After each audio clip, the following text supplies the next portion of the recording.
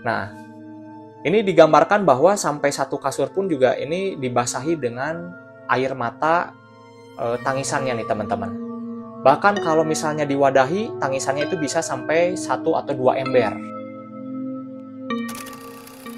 Halo semuanya, selamat datang di acara Polemik Pojok Literasi Komik. Video kali ini kita akan membahas karya terbarunya dari Junji Ito ya.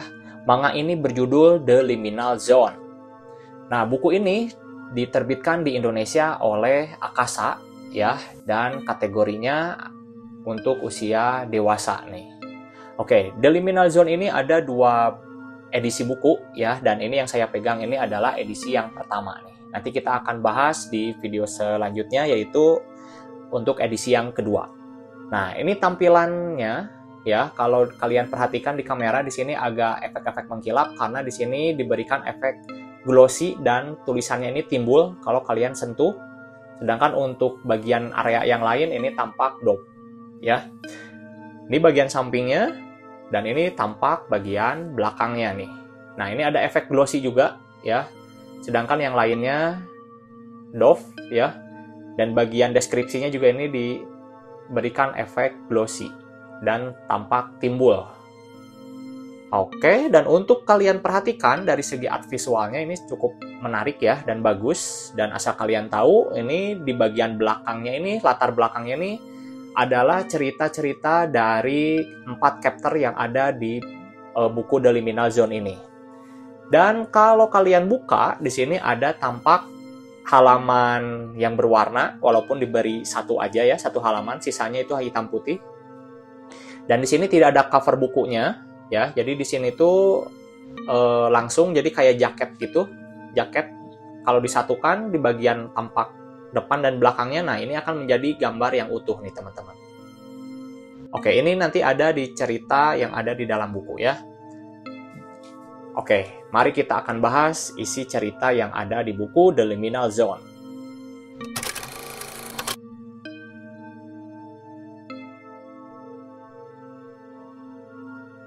Cerita pertama berjudul Weeping Woman Way, atau artinya cara wanita menangis.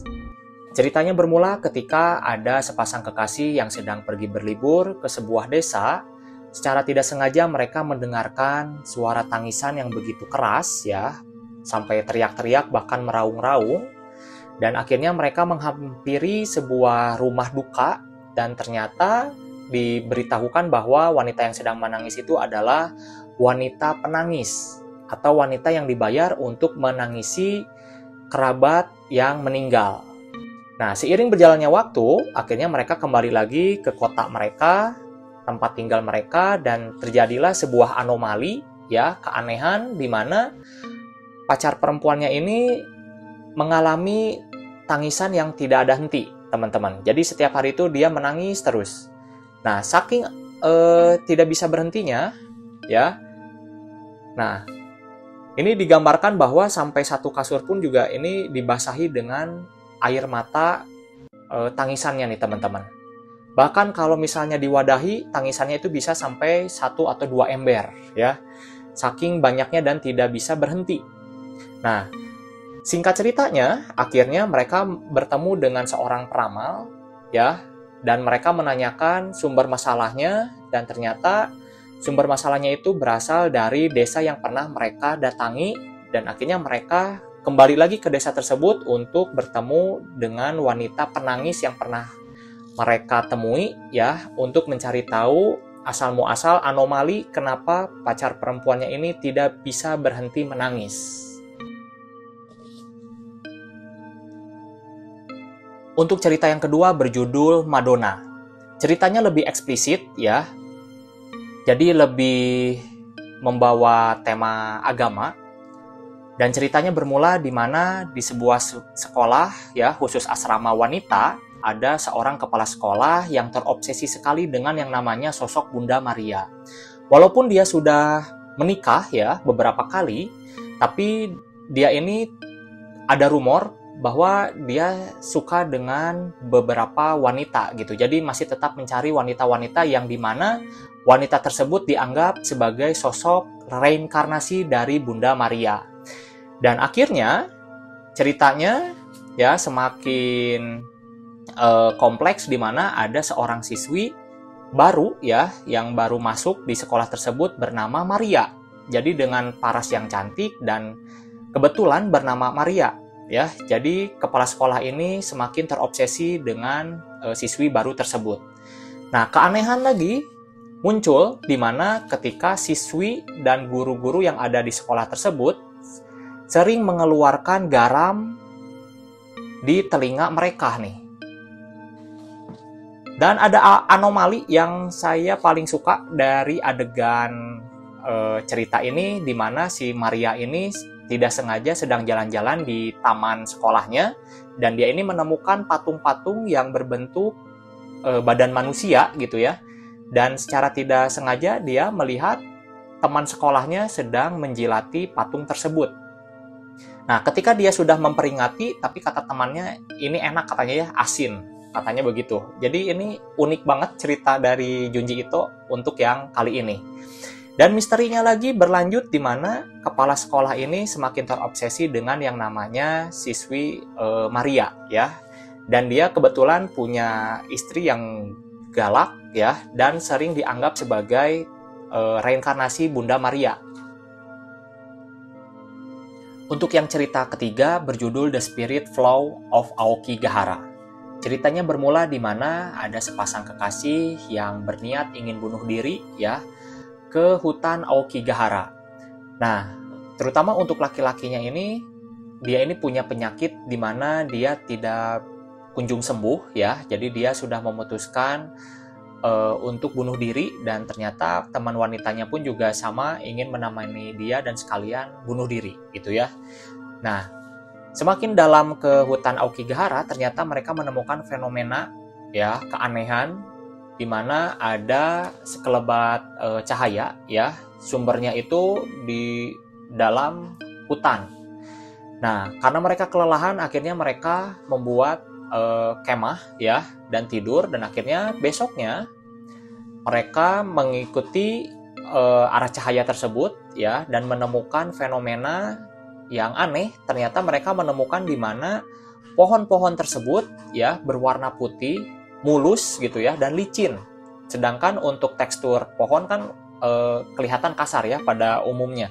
Tapi pohon-pohon yang ada di hutan sini malah terlihat lebih putih dan bersih.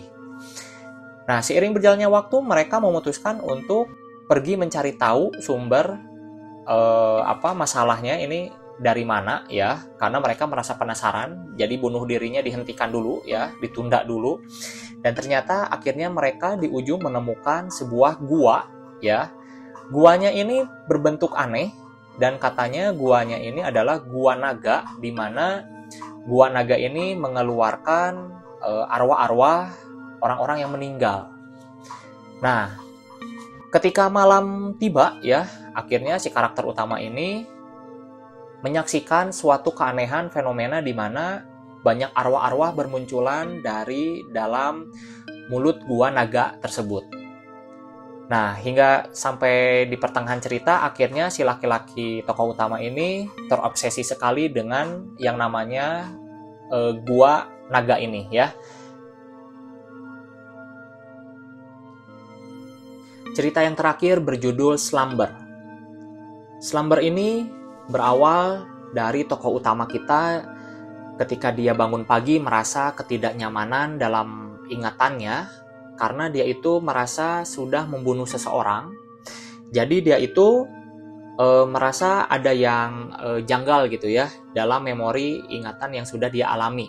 Jadi seperti yang dialami itu bagaikan mimpi gitu. Tapi ketika dia menyalakan TV ya, dia secara tidak sengaja melihat sebuah berita di mana kejadiannya sama persis seperti yang dia alami dalam mimpi. Ya, contohnya seperti korban pembunuhannya itu seolah-olah dia ingat betul ya dengan tragedi dan ekspresi si wajah korban yang sudah dibunuh. Nah, padahal dia kan lagi mimpi gitu ya, tapi kenapa dia tahu gitu dengan detail. Nah, seiring berjalannya waktu, banyak fenomena-fenomena yang dia rasakan ya, kejanggalannya seperti di kamar tersebut banyak ada barang bukti yang sama persis seperti si pelaku yang dia gunakan gitu. Nah, seperti jaket dan pisau gitu ya. Nah, jadi semakin sini makin merasa aneh dan korban pembunuhannya pun semakin banyak ya, karena ini seperti pembunuh berantai. Nah, premisnya adalah di mana si karakter utama ini mencari tahu jati dirinya, apakah dia sebagai pelaku pembunuhan tersebut gitu ya. Ini ceritanya unik banget, menarik ya, walaupun di pertengahan cerita sudah bisa ditebak ini mengarahnya kemana. Oke, itu review kita kali ini tentang komik The Liminal Zone karya terbaru dari Junji Ito ya. Asal kalian tahu, komik ini berbeda dengan komik-komik sebelumnya ya.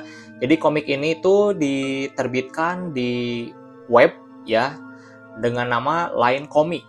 Nah, jadi Junji Ito ini membuat ketika zaman COVID. Jadi dia nggak bisa mencetak karya-karyanya ya. Jadi dia mendistribusikan di sebuah web. Dan untuk tahun sekarang, nah dia mempunyai rencana untuk menerbitkan dengan bentuk sebuah buku ya. Dan ini yang kita dapatkan. Nah, untuk video selanjutnya kita akan membahas The Liminal Zone untuk season yang kedua ya. Saya mendapatkan harga di Shopee ya dengan potongan harga yang cukup lumayan. Untuk harga aslinya ini 70.000 dan saya mendapatkan di harga kisaran 50.000 ya. Dengan bonus diskon, jadi saya membeli dengan caranya borongan. Oke, gimana menurut kalian dengan komik The Liminal Zone? Ya, silahkan tulis di kolom komentar. Kalau menurut saya sih worth it banget buat kalian koleksi karena ceritanya semuanya fresh ya. Jujur, saya suka dengan semua cerita yang disajikan di buku ini. Ya, silakan kalian tulis di kolom komentar cerita mana yang menurut kalian menjadi cerita favorit ya di buku ini. Oke, thank you, terima kasih. Kalau videonya bermanfaat, silakan di-subscribe ya. Mohon maaf bila ada salah-salah kata. Thank you and say goodbye.